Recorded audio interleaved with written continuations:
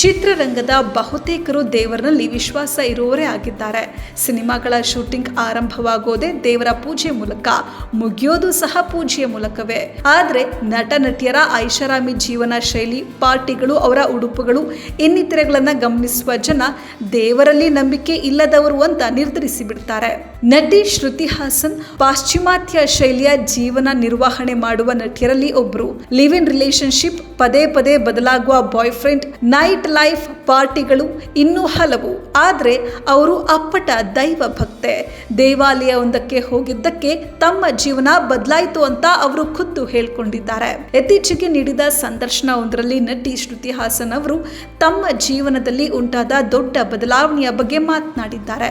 ಜೀವನದಲ್ಲಿ ಖಿನ್ನತೆಗೆ ಒಳಗಾಗಿದ್ರಂತೆ ಶ್ರುತಿ ಹಾಸನ್. ಜೀವನದಲ್ಲಿ ಯಾವುದೂ ಸರಿಯಾಗಿ ನಡೀತಾ ಇಲ್ಲ, ಸೋಲ್ತಾ ಇದ್ದೇನೆ ಅಂತ ಅನಿಸಲು ಆರಂಭಿಸಿತಂತೆ. ಆಗ ಗೆಳೆಯನೊಬ್ಬ ದೇವಾಲಯವೊಂದಕ್ಕೆ ಭೇಟಿ ನೀಡುವಂತೆ ಸಲಹೆ ನೀಡಿದಂತೆ. ಗೆಳೆಯನ ಸಲಹೆಯನ್ನ ಗಂಭೀರವಾಗಿ ಪರಿಗಣಿಸಿದ ಶ್ರುತಿ ಹಾಸನ್ ಚೆನ್ನೈನ ವಾರಾಹಿ ಅಮ್ಮನ ಗುಡಿಗೆ ಭೇಟಿ ನೀಡಿದ್ರು. ನಂತರ ತಮ್ಮ ಬದುಕಿನಲ್ಲಿ ಸಕಾರಾತ್ಮಕ ಬದಲಾವಣೆಗಳಾಗಿವೆ ಅಂತ ಅವರು ಹೇಳಿದ್ದಾರೆ. ಅದು ತುಂಬಾ ಪುಟ್ಟ ದೇವಸ್ಥಾನ, ಅಲ್ಲಿ ಯಾವುದೇ VIP ಗಳ ಸಾಲುಗಳಿಲ್ಲ ಅಥವಾ ಅದ್ದೂರಿತನ ಇಲ್ಲ. ಆದರೆ ಅಲ್ಲಿಗೆ ಹೋದಾಗ ನನಗೆ ಒಂದು ವಿಭಿನ್ನವಾದ ಶಕ್ತಿ ಮತ್ತು ಶಾಂತಿ ಸಿಕ್ತು ಅಂತ ಶ್ರುತಿ ವಿವರಿಸಿದ್ದಾರೆ.